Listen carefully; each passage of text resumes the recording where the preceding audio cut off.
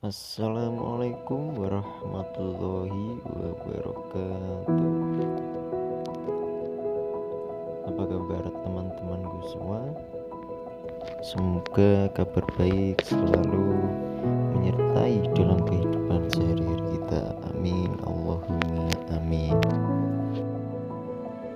Di sini bersama saya akan memberikan sedikit edukasi untuk teman-teman semua. Apabila teman-teman ada rencana di tahun baru ini 2022 untuk melangsungkan pernikahan atau naik ke pelaminan. Apa yang akan kita bahas di sini tentunya akan sangat menarik dan perlu untuk dipertimbangkan dan dipelajari lebih lanjut. Di sini saya akan memberikan sedikit pengertian tentang apa itu perjanjian pernikahan. Di samping pentingnya sebuah pernikahan dengan segala problematikanya, ada satu hal yang cukup awam di masyarakat, yaitu perjanjian pernikahan, yang sebenarnya perannya sangatlah penting. Pernikahan dalam Islam merupakan fitrah manusia dan merupakan ibadah bagi seorang muslim untuk dapat menyempurnakan iman dan agamanya. Pernikahan memiliki tujuan yang sangat mulia, yaitu membentuk suatu keluarga yang bahagia, kekal abadi berdasarkan ketuhanan yang Maha Esa.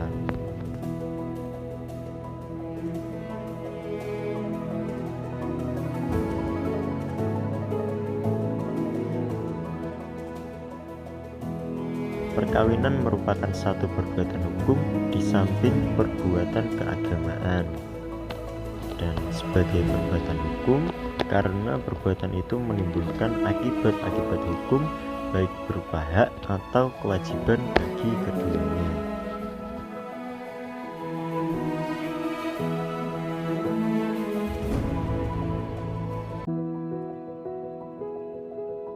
Nah, kalau sudah punya pasangan yang siap untuk diajak naik ke pelaminan, maka mungkin kamu perlu memikirkan tentang apakah sebelum perkawinan hendak diadakan perjanjian antara kamu dan pasangan kamu.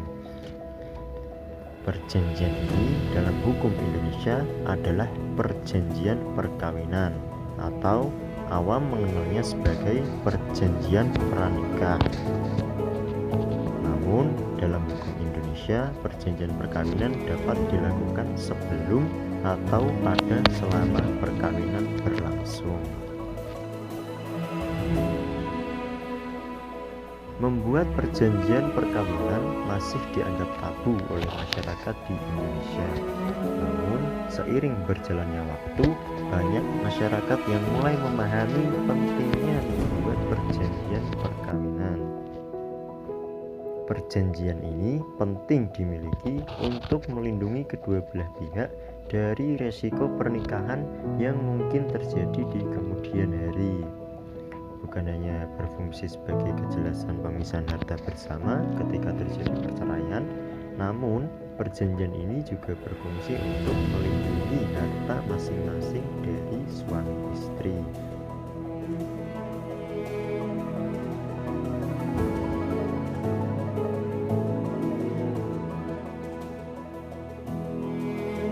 Dalam arti formal, perjanjian perkawinan adalah setiap perjanjian yang dilangsungkan sesuai ketentuan undang-undang antara calon suami istri mengenai perkawinan mereka dan tidak dipersoalkan apa isinya.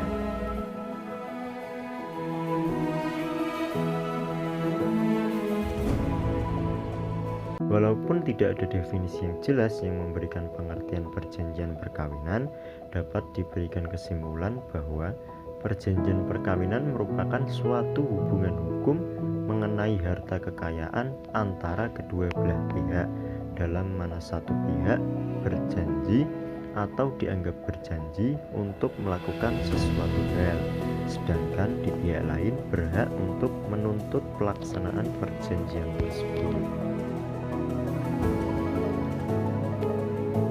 Dasar hukum dan ketentuan perjanjian perkawinan diatur di dalam Undang-Undang Nomor 1 Tahun 1974 tentang perkawinan.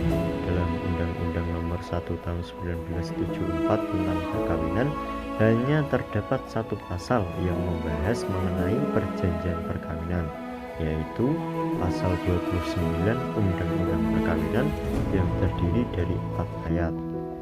Satu pasal tersebut yaitu berbunyi, pada waktu atau sebelum perkawinan dilangsungkan, kedua pihak atas persetujuan bersama dapat mengadakan perjanjian tertulis dan disahkan oleh pegawai.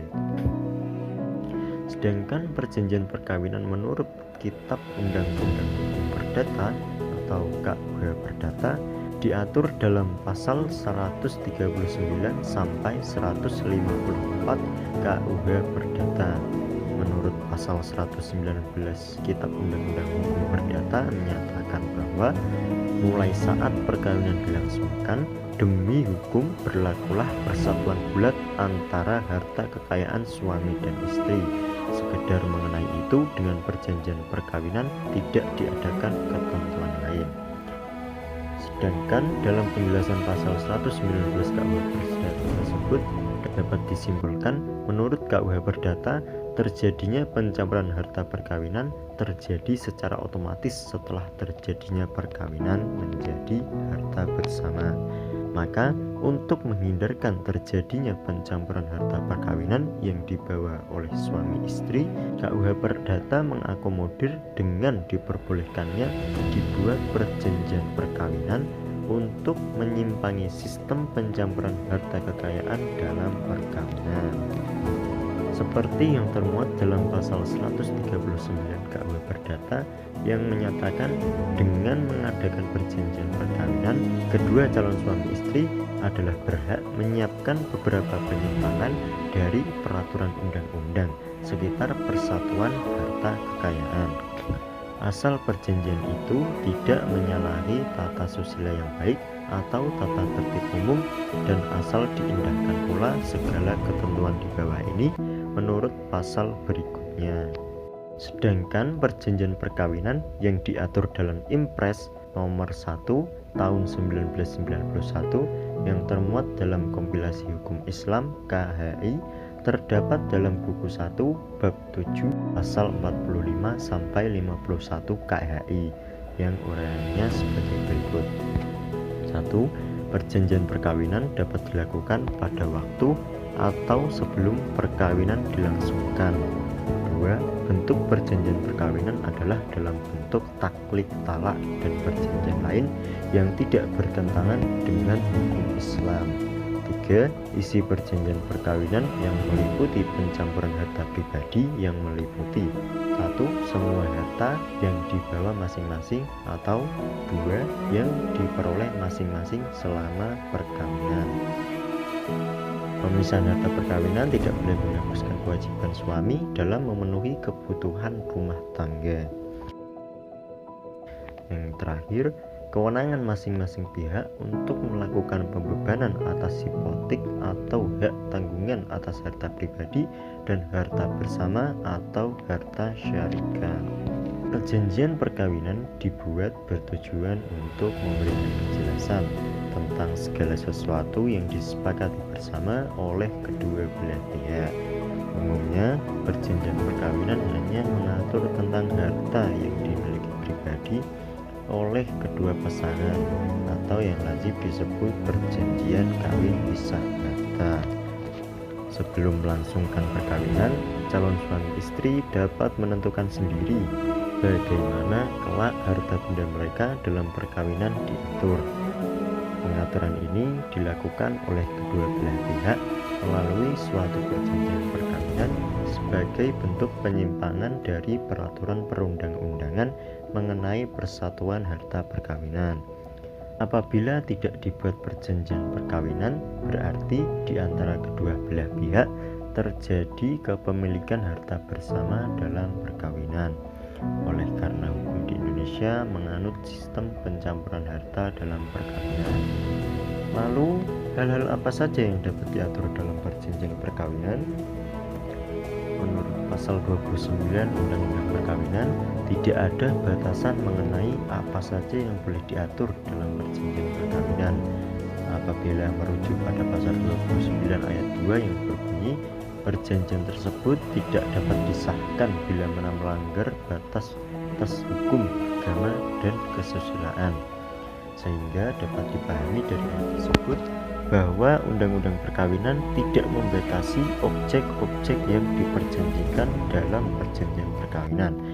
Hal ini bisa menyangkut apa saja yang dapat diatur tergantung kesepakatan para pihak dalam perkawinan, asal tidak bertentangan dengan hukum, undang-undang, agama, dan kesusilaan.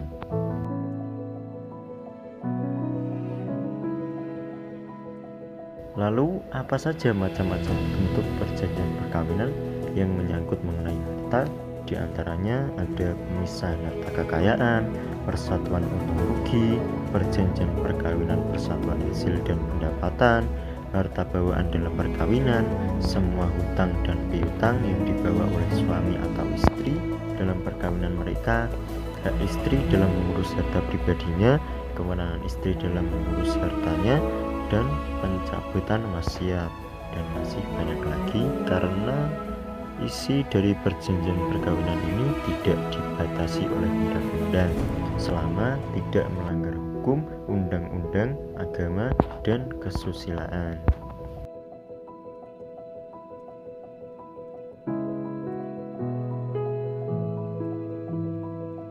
Dari perkawinan akan timbul adanya hak dan kewajiban suami dan istri, baik itu yang menyangkut masalah keluarga. Di antara hak yang ditimbulkan adalah hak untuk saling mewaris antara suami istri dan selanjutnya antara suami istri dengan anaknya apabila salah satunya meninggal dunia dan meninggalkan harta.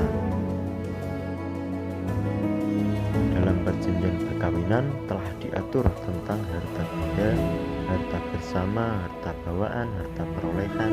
Ini disinggung di atas, namun perlu mendapat perhatian bila terjadi pemisahan perkawinan disebabkan berbagai alasan. Maka dilakukan pembagian secara adil sehingga tidak menimbulkan ketidakadilan antara kedua belah pihak. Inilah salah satu tujuan dibuatnya perjanjian perkawinan. Namun, bila terjadi perselisihan ketidakadilan, maka diharapkan dapat diselesaikan melalui musyawarah. Jika memang ternyata keadilan itu hanya bisa diperoleh melalui jalur hukum atau pengadilan, tentunya cara itu bisa dianggap lebih tepat, sebab apapun caranya adalah untuk memperoleh keadilan yang sebenar-benarnya. Ketentuan tentang pembagian harta bersama didasarkan pada kondisi yang menyertai hubungan suatu perkawinan. Perjanjian perkawinan justru digunakan sebagai alat untuk mempermudah terjadinya perceraian. Jika dalam suatu perceraian terjadi permasalahan dalam pembagian harta antara suami istri, perjanjian perkawinan ini bisa menjadi solusi apabila sudah dibuat sebelumnya, karena statusnya yang diakui oleh undang-undang sehingga salah satu pihak tidak bisa sewenang-wenang.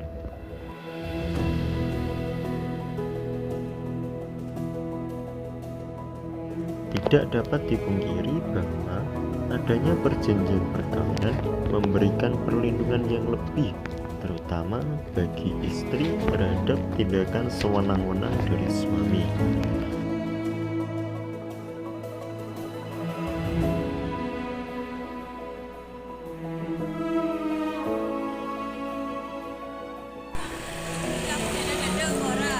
Gak usah. Saya seorang dinilai.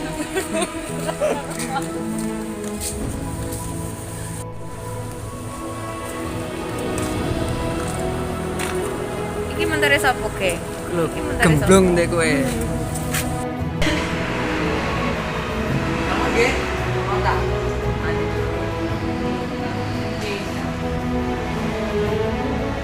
Malah ana Pak Bayu.